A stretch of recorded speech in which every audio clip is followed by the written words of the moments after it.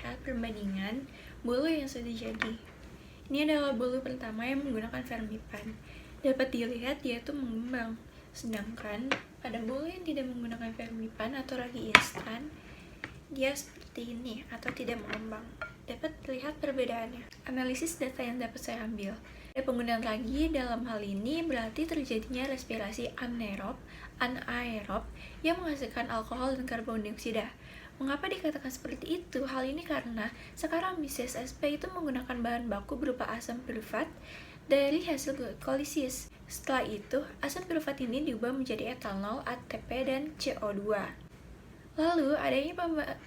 Lalu adanya penambahan glukosa atau gula itu membantu dalam proses metabolismenya, di mana gula itu merupakan substrat dari fermentasi alkohol dan perlu melewati proses hidrolisis agar gula menjadi lebih sederhana.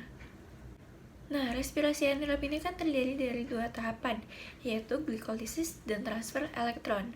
Pada proses glikolisisnya, sama seperti pada respirasi aerob, di mana tiap satu molekul glukosa ini diubah menjadi 2 asam pirufat dan 2 NADH dan 2 ATP. Sementara itu, transfer elektron dari NADH ke asam pirufat atau turunan asam pirufat sehingga dihasilkan NAD+, lalu NAD+ akan masuk kembali ke glikolisis. Atau dapat dikatakan, reaksi kimia pada fermentasi alkohol yang sudah saya lakukan itu adalah C6H12O6 atau glukosa menjadi 2 asam pirufat menjadi 2 asetaldehia, lalu menjadi 2 CH3CH2OH ditambah dengan 2 CO2 ditambah dengan 2 ATP atau etanol. Nah, bahan baku glukosa itu diubah menjadi asam pirufat. Asam pirufat melepaskan CO2 menjadi asetaldehida atau 2C. Nah, asetaldehida ini direduksi oleh NADH menghasilkan etanol dan melepaskan NAD atau akseptor elektron.